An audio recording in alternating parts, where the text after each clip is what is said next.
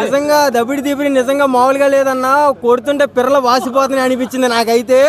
అబ్బబ్బా మామూలుగా లేదు. బాలయ్య బాబు నిజంగా ఇలా పిర్రల మీద కొడతాడు అనేది నేను అనుకోవాలా. పాపం జెండుపోయిన తర్వాత రాశారో లేదో తెలియట్లే, హీరోయిన్కి మాత్రం చూడాలి. ఆ రకంగా కొడతాడు అనుకోవాలా పిర్రల మీద. అసలు ఆ కొడుతుంటే నిజంగా అలా బాబు గుర్తొచ్చాడు నాకైతే.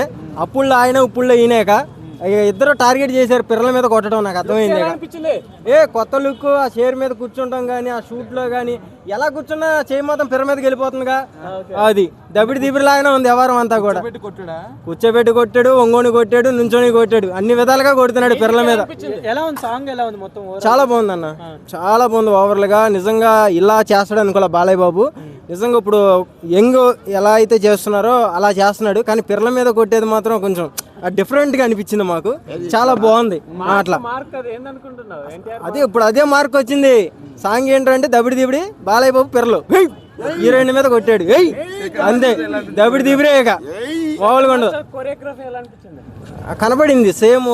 ఎలా అంటే ఆయన చేసే విధానం కానీ, ఆయన చేసే డ్యాన్స్ కానీ, ఆ హీరోయిన్ కూడా బాగా కరెక్ట్గా ఉంది, బాగా చేసింది. చాలా బాగుంది. అంటే ఇద్దరు కాంబినేషన్ కూడా చాలా బాగుంది. అందరూ వినేటట్టు ఉంది, చూసేటట్టు ఉంది. ట్రోల్స్ పడితే పడిద్దాం, ఎందుకంటే బాలయ్య పిర్ర మీద కొట్టాడు కాబట్టి 100% ట్రోల్స్ లో పడి.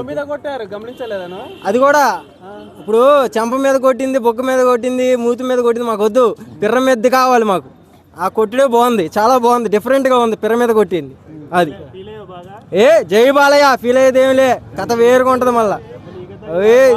దబిడి దిబిరేగా జై బాబీ గారు అంటమేక అంతే.